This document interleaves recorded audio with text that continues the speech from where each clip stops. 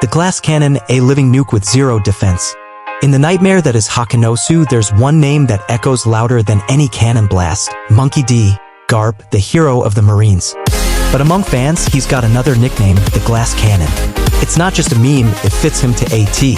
See, Garp is the kind of character who maxed out attack and critical hits but left his defense and recovery stats at zero.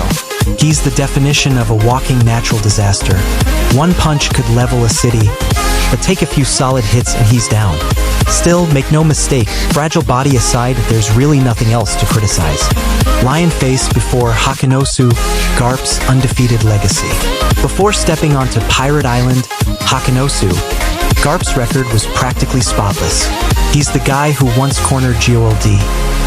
Roger, drop-kicked mountains and used powerhouse pirates like Chinjo as punching bags. Let's not forget Shiki the Golden Lion. Or the fact that Garp chased the Pirate King across the Grand Line like it was just another Tuesday. He didn't just fight legends, he made them bleed. Even Marco the Phoenix, with his mythical Zoan regeneration, once took a single punch from Garp and was wrapped in bandages for an entire month. For comparison, in the Wano arc, Marco fought non-stop and barely needed a first aid kit. Cross swords Hachinosu, the fall of a giant. Garp's arrival on Hachinosu wasn't a raid. It was a statement. He showed up not just to rescue Kobe, but to shake the entire underworld to its core. And when Garp fights, it's not a duel, it's a demolition. But here's the part that sparked debates, despite dominating the battlefield. Garp didn't defeat a single top member of the Blackbeard Pirates. Final score, 0-5. He fought like a lion, but walked away barely, with nothing. Is that disappointing? Maybe.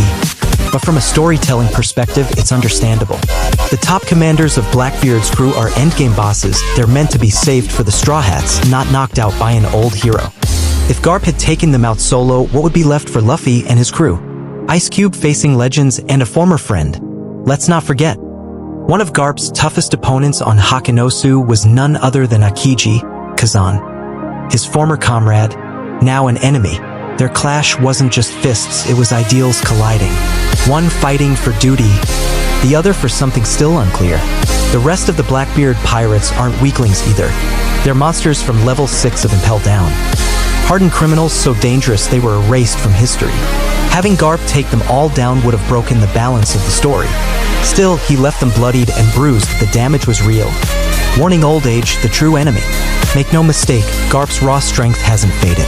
As confirmed in his latest Vivre card, he still packs the same punch that once pushed Roger to the edge. What's changed? Stamina, recovery, time. Even legends have limits. And age is the one battle no one wins. Fire final thoughts, a legend doesn't need to win. The Hachinosu arc isn't a loss for Garp, it's his final roar. A last stand not to win, but to inspire. He didn't beat the bad guys, but he showed the world what true heroism looks like, choosing to stand in the fire, even knowing you'll burn. In the end, Garp didn't fall because he was weak. He fell because he stood alone between what the world is and what it could be. No devil fruit, no tricks, just fists, and a heart that refuses to give in.